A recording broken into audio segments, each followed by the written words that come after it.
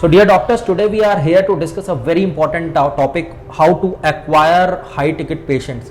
बहुत सारे super specialist हैं, बहुत सारे सर्जन्स हैं जो परफॉर्मेंस मार्केटिंग या डिजिटल मार्केटिंग एफर्ट्स डालते हैं, बट उनको उस तरीके के रिजल्ट्स नहीं मिलते हैं. तो this is an attempt to throw some light on it. तो इसके लिए सबसे पहले हम समझते हैं कि गूगल और फेसबुक जो प्रोमिनेंट प्लेटफॉर्म्स हैं मार्केटिंग के, ये किस तरीके से काम करते हैं और हम आपके केस में या हमारे केस में एक हेल्थ केयर मार्केटिंग कंपनी के केस में ये किस तरीके से काम करेंगे. सो देखिए, गूगल और फेसबुक के दोनों के अंदर एक कॉमन पॉइंट है कि दे बोथ जो इनका जो बिजनेस मॉडल है वो एड रेवेन्यू पे बेस्ड है और कोई रेवेन्यू मॉडल है ही नहीं इनका. सारा पैसा इनको एड से आता है. तो दे वांट कि अगर आप कुछ भी अमाउंट एड में इन्फ्यूज करते हो तो you should get some decent amount of result so that आप उसको कंटिन्यू करो, so that they also earn and you also have a very comfortable proposition, business proposition with you. So Google और Facebook ये दोनों ने एक चीज observe की कि whenever we talk about a medical service और हाई टिकट पेशेंट्स की बात करें तो दो क्राइटेरिया बहुत इंपॉर्टेंट है. एक तो कि you should reach to the person who has a very high intent to take your service. बहुत जाहिर सी बात है, बेसिक कॉन्सेप्ट है, जिसको जरूरत है वही तो आएगा आपके पास. दूसरा कि हाई टिकट की बात कर रहे हैं तो एक सेंस ऑफ ट्रस्ट बिल्डअप करना है हमको, जो हमारा व्यूअर है या जो हमारा पेशेंट है, प्रोस्पेक्टिव पेशेंट है, तो इसके लिए मल्टीपल प्लेटफॉर्म शोकेस करने हैं. तो पहले बात करते हैं गूगल की. So Google ad, I would say कि is the most effective, very powerful method to generate high ticket patients. But एक condition है इसमें, because देखिए अगर मैं बात करूँ कोविड, प्री कोविड, तो 2% डॉक्टर्स एडवर्टाइज करते थे, 12 लाख रजिस्टर्ड मेडिकल प्रैक्टिशनर हैं थे इंडिया में. अभी post covid the scenario has change, 28% doctors are advertising and they belong to tier 1 and tier 2 cities. तो कॉम्पिटिशन बहुत कट थ्रोट है. आप ऐड चलाएंगे, आपके कॉम्पिटिटर्स भी ऐड चलाएंगे, जाहिर सी बात है. तो हाउ डू वी डिफरेंशिएट कि वो पेशेंट आपको प्रेफर करे. तो पहला जो क्राइटेरिया है कि द पेशेंट शुड हैव या the prospect should have intent to take your service. तो गूगल के केस में तो ये जाहिर सी बात है कि patient himself is searching for you, right? Best gynaecologist near me, best hospital near me. तो ये क्राइटेरिया तो मीटअप हो गया. लेकिन अब मल्टीपल प्लेटफॉर्म्स की हम बात कर रहे हैं, ये कैसे होता है? तो जब कोविड खत्म हुआ और नंबर ऑफ एडवर्टाइजर्स इतने बढ़ गए कि पहले कोविड के अगर आप कोई भी चीज सर्च करते थे तो एक या दो ऐड आपको दिखते थे, फिर ऑर्गेनिक रिजल्ट्स दिखते थे. अब लोगों ने कहा कि नहीं, गूगल तो भाई कमर्शियलाइज कर रहा है चीजों को, 4-4, 5-5 ऐड ही दिख रहे हैं और हर सर्च पे दिख रहे हैं. तो ऐसा नहीं है कि गूगल कमर्शियलाइज कर रहा है, बट जो एडवर्टाइजर्स का फ्लक्स है पोस्ट कोविड, जो डिजिटल रेवोल्यूशन हमारी कंट्री में आया है पोस्ट कोविड, इवन पूरे वर्ल्ड में, I would say, not in our country, वो एक गजब का फ्लक्स है. तो जब नंबर ऑफ एडवर्टाइजर्स ज्यादा है तो एड्स की संख्या ज्यादा होगी और आपके जो ऑर्गेनिक रिजल्ट्स हैं वो ऑब्वियसली नीचे आएंगे. तो ये समझने के लिए आपको ये समझना पड़ेगा कि कुछ एडवर्टाइजर्स या कुछ मार्केटर्स एक कॉन्सेप्ट लेके आ गए कि नहीं, एसईओ इज डेड. ये एसईओ का फायदा क्या है कि आप तो गूगल एड्स चलाइए, पेशेंट तक पहुंचिए और आपको रिजल्ट्स आएंगे. तो ऐसा नहीं होता है, because this is Google considers this as a hit and trial methodology कि आपका भी चला रहा हूं, दूसरे का भी चला रहा हूं, ना वो आपकी तरफ बायस्ड है ना वो दूसरे पे बायस्ड है. सीपीसी पे आपसे बजट ले रहा है, वो कॉस्ट पर क्लिक पे आपसे चार्ज कर रहा है, ना तो आपसे उसका कोई रिश्ता है ना दूसरे एडवर्टाइजर से. तो हिट एंड ट्रायल इसलिए है कि हो सकता है एडवर्टाइजर आपको क्लिक कर दे, या हो सकता है किसी ऐसे डॉक्टर को क्लिक कर दे वेबसाइट पे जाके जिसका एक्सपीरियंस आपसे ज्यादा हो. लेकिन यहाँ पे मार्केटिंग का तो कुछ एफर्ट है ही नहीं. गूगल एड चलाना एक मार्केटिंग नहीं है. उस पेशेंट को साइकोलॉजिकली एक इंक्लाइनेशन उसके दिमाग में क्रिएट करना, यह है मार्केटिंग. तो इसके लिए क्या जरूरी है कि एसईओ इज वेरी क्रिटिकल. तो एसईओ के बारे में बात करेंगे, 3 चीजें कवर करेंगे कि एसईओ में क्या ध्यान रखना है एक डॉक्टर होने के नाते आपको. लेकिन उससे पहले आपको ये समझना पड़ेगा कि आप 2 मिनट के लिए एक यूज केस लीजिए कि you are a patient, not a doctor. You are searching for a gynaecologist. तो गायनेकोलॉजिस्ट नियर मी आपने डाला, XYZ गायनेकोलॉजिस्ट क्लिनिक, ऊपर आया, ऐड आया. दूसरे नंबर पे, पहले नंबर पे कोई और था, तीसरे पे कोई और है, चौथे पे कोई और है. फिर नीचे गए तो एक और कोई बहुत सीनियर डॉक्टर की वेबसाइट आई और फिर XYZ क्लिनिक की वेबसाइट आपको दिखती है. Now again you see Google my business profile on the first page of the Google itself. और भी उनके जो कुछ सोशल हैंडल्स हैं वो भी आपको स्कीमा के थ्रू दिख रहे हैं कि ये बड़ा रेपुटेड डॉक्टर है. तो इस केस में आप, अगर आपको एक बेस्ट गायनेकोलॉजिस्ट चाहिए तो आप उस गायनेकोलॉजिस्ट को जरूर कंसिडर करेंगे जो पूरे फर्स्ट पेज पे छाया हुआ है कंप्लीटली. सो लॉजिक है, राइट? अब आगे समझते हैं कि ये होगा कैसे. पोस्ट कोविड थोड़ा सा सिनेरियो चेंज हो चुका है. गूगल शुरू से अपने सर्चर्स को सेफगार्ड करना चाहता है. तो आपने एक टर्म सुना होगा, YMYL, your money your life. तो ऐसा नहीं इसका कॉन्सेप्ट पोस्ट कोविड आया, लेकिन जैसे ही एडवर्टाइजर्स का फ्लक्स बढ़ गया नंबर ऑफ एडवर्टाइजर्स बढ़ गए तो गूगल की समस्या भी बढ़ गई। गूगल कभी भी कोई ऐसा रिजल्ट अपने यूजर को नहीं दिखाना चाहता जिससे उसकी लाइफ पे कोई खराब इंपैक्ट पड़े। और जब भी आप डेवलपिंग कंट्री में जहाँ पे लॉज हैं बट उनको कंस्ट्रेंट करने के बहुत सारे बहुत परफेक्ट मेथड्स नहीं है, जैसे कि कोई क्वैक है वो कहता है कि मैं 10 दिन में डायबिटीज ठीक कर दूंगा, आप 1000 रुपए की दवा मेरे को ऑर्डर करो, तो जो बेचारा डायबिटीज से परेशान है वो हिट एंड ट्रायल लेगा, लेकिन उसका लॉस हुआ, राइट। तो गूगल ये सारी चीजों को अवॉइड करने के लिए उसने YMYL बहुत पहले इंट्रोड्यूस किया था कि YMYL सर्च कैटेगरी में इसको देखूंगा, लेकिन वो बड़ा स्ट्रिक्ट हो गया पोस्ट कोविड। जैसे ये फ्लक्स बढ़ा पेशेंट्स का कि बहुत सारे पेशेंट्स की लाइफ स्टेक पे जा सकती है, तो वो बहुत स्ट्रिक्ट हो गया SEO के मामले में। पहले वो शायद ओवरलुक कर देता था कि YMYL नहीं भी है तो भी आपकी वेबसाइट, आप डॉक्टर हैं, ऊपर कर देता था, लेकिन पोस्ट कोविड ये काफी चीजें चेंज हो गई हैं। अब गूगल ये चाहता है कि जब भी कोई मेडिकल से रिलेटेड सर्च हो या ऐसा कोई सर्च हो जो नई टेक्नोलॉजी पे है और वो फाइनेंस से रिलेटेड है किसी के, फॉर एग्जाम्पल कोई ब्लॉकचेन टेक्नोलॉजी है जो कहती है कि आप 1000 रुपए इन्वेस्ट करो 1 करोड़ रुपए कमा लो, तो बहुत सारे जो लोग हैं वो फंस सकते हैं इसमें। या फिर कोई भी चीज है जो मेडिकल सर्च से रिलेटेड है, तो इन सर्चेस को Google will consider as a YMYL search category. और YMYL सर्च कैटेगरी है तो जाहिर सी बात है कि गूगल वुड वांट कि आप एक YMYL वेबसाइट को मैं प्रायोरिटी पे दिखाऊं, क्योंकि मुझे बेस्ट सर्च रिजल्ट दिखाने हैं, ऐड तो मैं चला ही रहा हूं। तो होता क्या है कि YMYL means your money your life. थोड़ा सा इसको सिंपल करके अगर हम समझें कि गूगल चाहता है कि अगर आप एक अथॉरिटेटिव क्लिनिशियन है, अथॉरिटेटिव भी नहीं है तो एक क्वालिफाइड क्लिनिशियन है जिसके पास एक वैलिड डिग्री है अकॉर्डिंग टू MCI DCI जो भी गवर्निंग जो हमारे बॉडीज हैं उसके अनुसार, अगर आप वैलिड डिग्री या सर्टिफिकेशन के साथ प्रैक्टिस कर रहे हैं, आपकी प्रैक्टिस वैलिड है, तो ये बात गूगल को हमको समझानी पड़ेगी। तो इसके बहुत सारे फैक्टर्स हैं। ये जो सारा सिस्टम चलता है ये एक एल्गोरिदम पे चलता है जिसको बोलते हैं EAT। Yes, EAT। So EAT means E for expertise, A for authoritativeness and T for trustworthiness.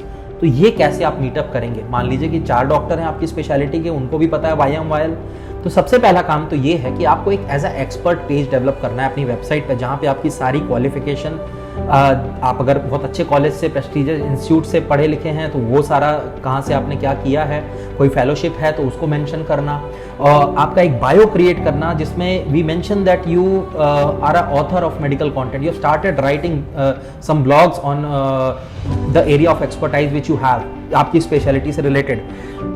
और फिर जो भी हम ऑन पेज SEO करें उसमें आपको एज अ ऑथर शोकेस करें, आपकी एक फोटोग्राफ हो और बायो में बाकायदा उसमें फुटर में लिखा हो कि this blog is authored bye you.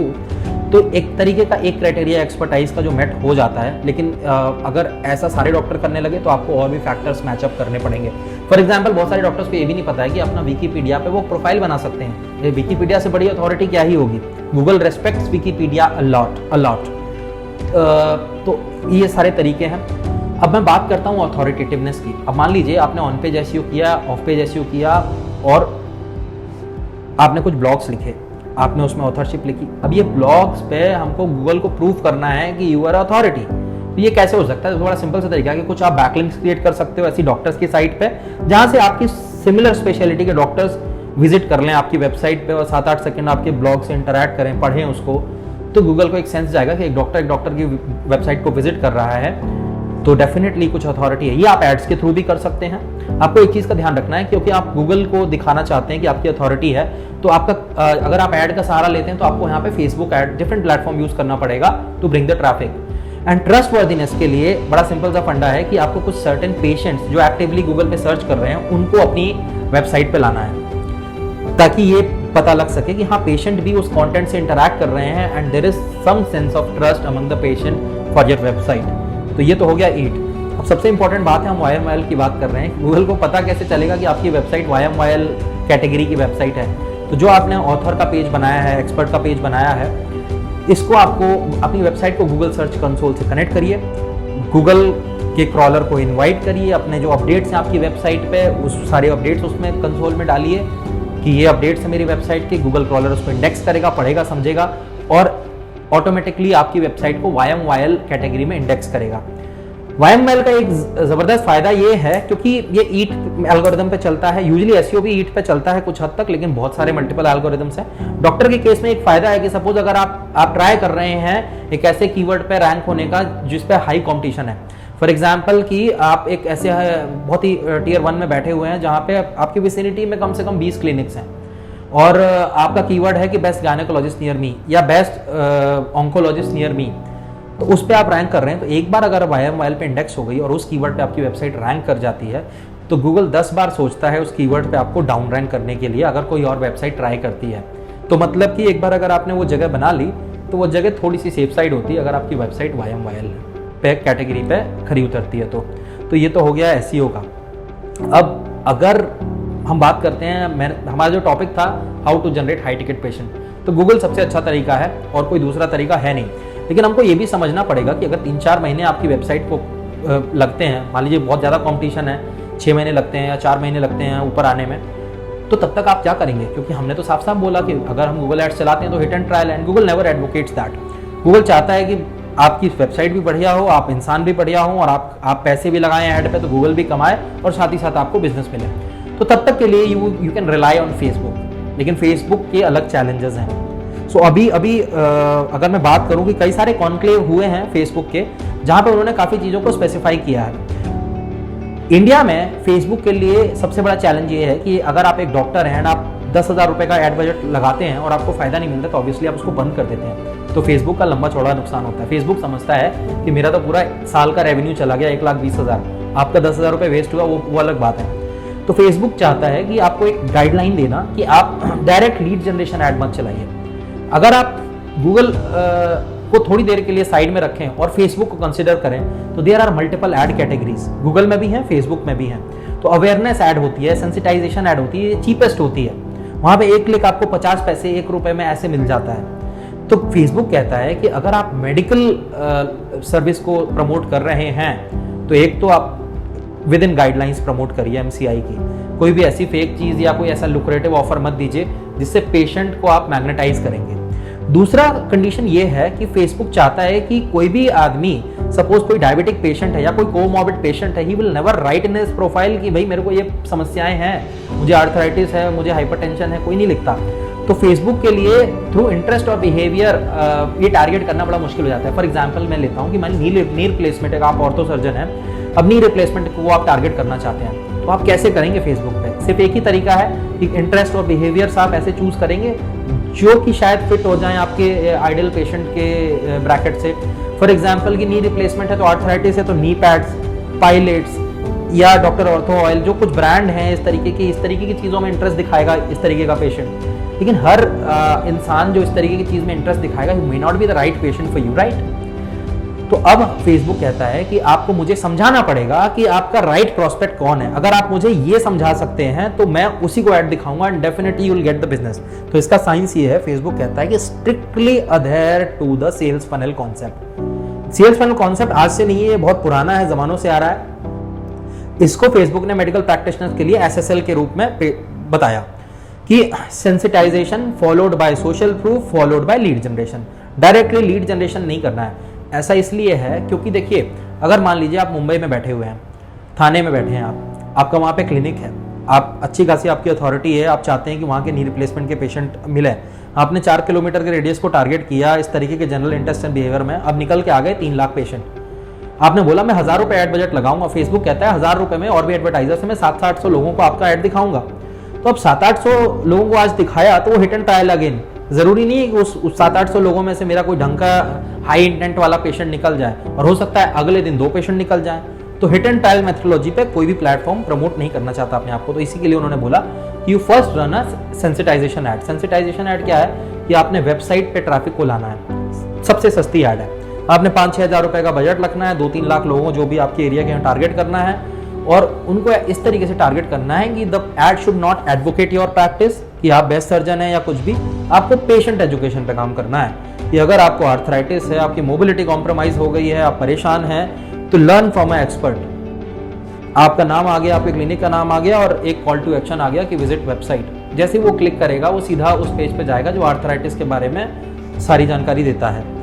तो अब 3 लाख लोगों को अगर मान लीजिए वेबसाइट दिखी और सिर्फ 10,000 लोगों ने आपकी वेबसाइट को विजिट किया, तो ये 10,000 लोग हैं जो आपके एरिया के पेशेंट बन सकते हैं। इनका कुछ ना कुछ इंटेंट है, बट स्टिल फेसबुक कहता है कि you should reach to the patient who has the highest intent, जो बहुत ज़्यादा सीवियर आर्थराइटिक पेशेंट है, जो बहुत ज़्यादा इंक्लाइंड हो सकता है आपकी सर्विस लेने के लिए, रिप्लेसमेंट के लिए जाने के लिए, जो एक टफ डिसीजन ले सकता है। तो दूसरा स्टेप है सोशल प्रूफ। अब ये हमें 10,000 लोगों को ही टारगेट करना है। ये टॉप लाइन फनल आपका बन चुका है। तो मिड फनल में क्या करेंगे, सोशल प्रूफ ऐड चलाएंगे, जिसमें आप कुछ नहीं करेंगे, सिंपल सा जो 10,000 लोग वेबसाइट पे आए उनके लिए एक पेशेंट एजुकेशन रील क्रिएट करेंगे आर्थराइटिस पे, कि क्या क्या मोडालिटी है ट्रीटमेंट की, क्या ध्यान रखना है, अगर आप नी रिप्लेसमेंट कंसिडर कर रहे हैं तो क्या क्या जानकारी आपको चाहिए होती है, वो सारा काम करना है आपको। इंस्टाग्राम पे रील को पोस्ट करिए और सोशल प्रूफ ऐड चलाइए उन 10,000 लोगों पे। दो फायदे होंगे, एक तो इंस्टाग्राम पे व्यूज बढ़ेंगे क्योंकि डायरेक्टली पेशेंट उसको देख रहे हैं, और जो लोग उस 10,000 में से इस वीडियो को देखेंगे, ये बात तय हो गई है कि इनका इंटेंट उन लोगों से 10,000 लोगों से ज़्यादा है थोड़ा।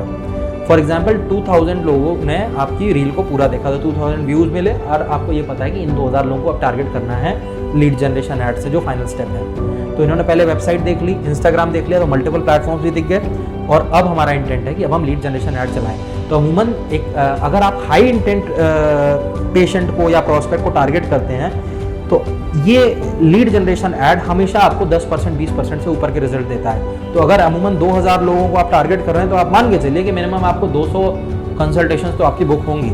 लेकिन प्रैक्टिकल सिनेरियो ये है कि अगर 200 कंसल्टेशन बुक हुई हैं, तो आप मान के चलिए कि 150 या 100 लोग टर्न अप होंगे। ये 100 लोग बहुत ही हाई इंटेंट वाले हैं, बहुत ज़्यादा परेशान हैं अपनी बीमारी को लेकर, इनकी आप काउंसलिंग करेंगे, इनकी डायग्नोसिस करेंगे, तो इसमें से आपको अमूमन एक 10% जो टर्नआउट रेशियो है कि 10 पेशेंट कन्वर्ट होने चाहिए आइडियली, अगर टारगेटिंग बहुत ही स्पेसिफिकली की है। And 10 surgery patients is a lot of business, मतलब अगर मैं सही तरीके से समझा पाया, तो इन चीज़ों का ध्यान रखना है आपको। और मार्केटिंग करने से पहले मार्केटिंग गोल्स को स्टैब्लिश करना बहुत ज़रूरी है। कई लोग आपको बोलेंगे कि वेबसाइट एसईओ ज़रूरी नहीं है, वेबसाइट की क्या ज़रूरत है, गूगल माई बिजनेस है। आपको सबसे पहला प्राइमरी गोल ये सेट करना है कि आपकी वेबसाइट और Google my business first page पे हो।